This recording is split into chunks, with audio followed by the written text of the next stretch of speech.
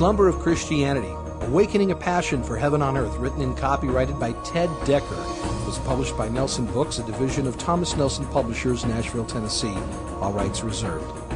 No portion of this audiobook may be reproduced, stored in the retrieval system, or transmitted in any form or by any means except for brief quotations in critical reviews or articles, without the prior permission of the publisher. Part 1. Our Descent into Slumber.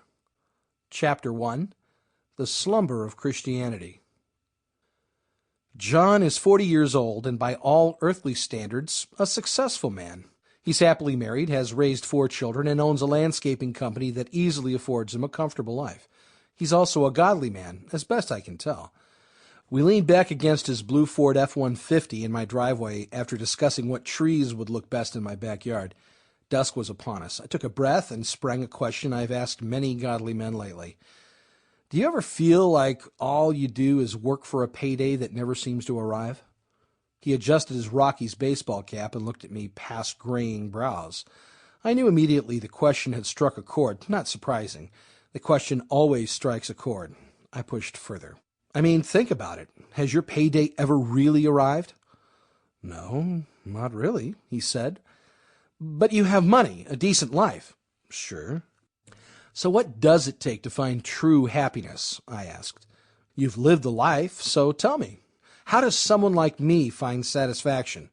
He thought a moment and then looked at the horizon introspectively. In the small things, a good marriage, a good family, a good job, and church, of course, a relationship with God. In the end, that's what counts. How's that?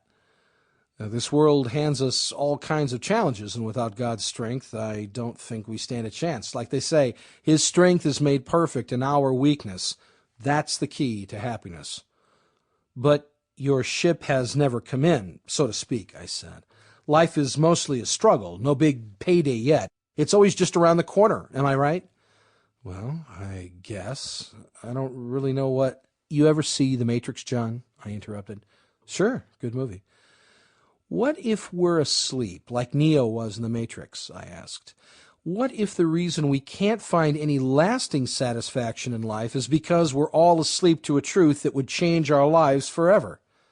That's the advantage Christians have, he said. That's what I'm saying. No, John. What if Christians are asleep?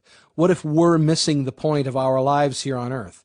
What if the church is asleep to a truth that would wake us from a deep slumber? Ever think about that? John just stared at me. But that didn't surprise me. Sample complete. Ready to continue?